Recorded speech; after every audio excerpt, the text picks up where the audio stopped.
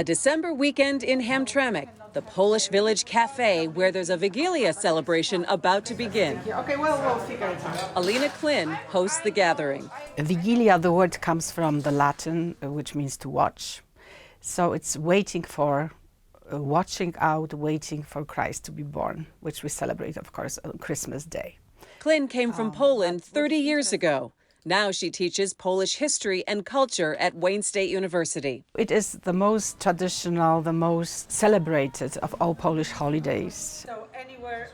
While Christmas Day is big in Polish homes, Wigilia is bigger, held on Christmas Eve. Wigilia is one of the most important Polish traditions that we have, and so I found it very important to be here today to support Wayne State and to promote and keep these traditions alive. Jillian Demeter studies Polish at Wayne State. I thought it would be fun, so I invited my family as well. This is my sister. I'm second generation Polish.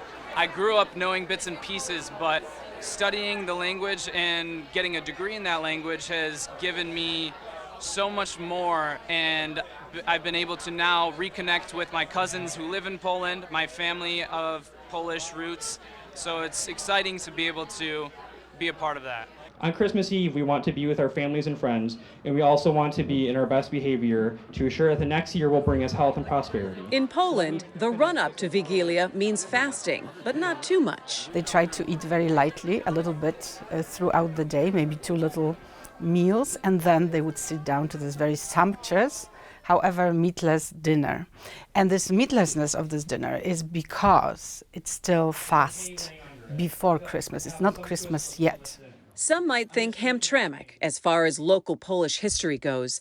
Many Poles came to work at the Chrysler assembly plant, the massive Dodge main complex that closed back in 1980. But the Polish story in Detroit starts even before that. Since Polish women at the beginning of the 20th century, a lot of them worked in cigar industry, and not many people know that before Detroit had that automotive industry, which is Detroit so famous of, cigar industry, which Detroit was famous of. Poles came not just to Hamtramck and the east side. They established parishes on the west side along Michigan Avenue. Lori Gomulka-Palazzolo documents the Polish-American experience there. With me, my interest really peaked when my dad passed away.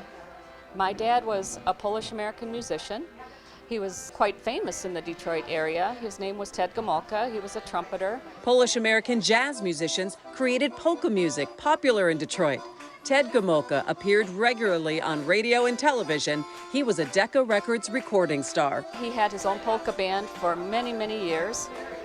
And when he passed away in 1998, he had this sort of sense, this feeling that nobody was going to care, nobody was going to remember anything that he had accomplished in his life. Preserving history can be a challenge. In the century past, Polish immigrants weren't treated so well, in part because many did not speak English. They were also Catholics. That was the time when Catholics were not really looked at very favorably. Many also despised and ridiculed Polish Catholics, fearing their allegiance was to the Pope and not to their new country. We really didn't celebrate Wigilia when I was growing up. When I was very little, we lived in the attic of my grandfather's house, not far from here. I grew up in a Polish-speaking household, and I'm now fairly fluent in Polish, but I was forbidden to speak Polish because my father's family back in the 50s didn't want anyone to know that we were Polish. Back in the kitchen, Marta Biroka and Zaucha Kuras coordinate the delivery of the delicacies. We don't microwave anything. We don't even have a microwave. No, it's just gotta be freshly baked or fried. Traditional Wigilia is 12 dishes. 12 is the limit. You can't have anymore. You're not able to eat anymore. First up, there's opłatki. That's plural for opłatek, a thin rectangular wafer. My most favorite tradition is the opłatek, where you share the Christmas wafer before the meal, and you go around the room with a wafer, you break off a piece of theirs, they break a piece of yours, and you reconcile any differences you may have had throughout that year and wish peace and happiness and all the prosperity for the new year to come, so everyone starts on a fresh slate. Polish club. While the traditional Wigilia meal doesn't have meat, fish is included, starting with śledzia, pickled herring in a cream sauce. this śledzie reminds us also of the fact that it is still fast. It's not Christmas yet. Another Wigilia requirement, soup. Here, it's borscht, made from beets. Then there's pierogi, sweet and savory filled dumplings. We host our Wigilia at our house every year, and yes, we have gluten-free pierogi, and everybody loves them. Nobody knows the difference. Here, the Bemis family tells their own Wigilia pierogi story. Alicia's son, Wayne State student Charles, he can't eat gluten. We got to the point where when he was diagnosed at the age of 12, he said, "Oh my gosh, Mom, I'm never going to have pierogi again." He said, "Find a way to make them gluten-free." Alicia did. Now the Bemises run a gluten-free pierogi factory in St. Clair Shores. Their pierogies are available in stores across southeastern Michigan. This is our busiest time of the year. Vigilia's main course includes potatoes, sauerkraut, and more fish.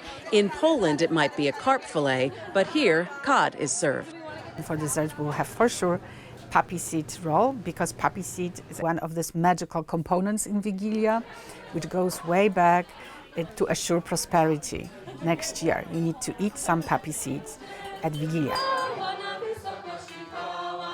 This Wigilia event has been going on for decades, and now Wayne State alum Jessica Wendt sees more interest in the old traditions thanks to new technology. We have social media. So social media helps to really kind of promote and educate friends, spark interest and questions, and then people really kind of are reaching back to the roots of where they came from.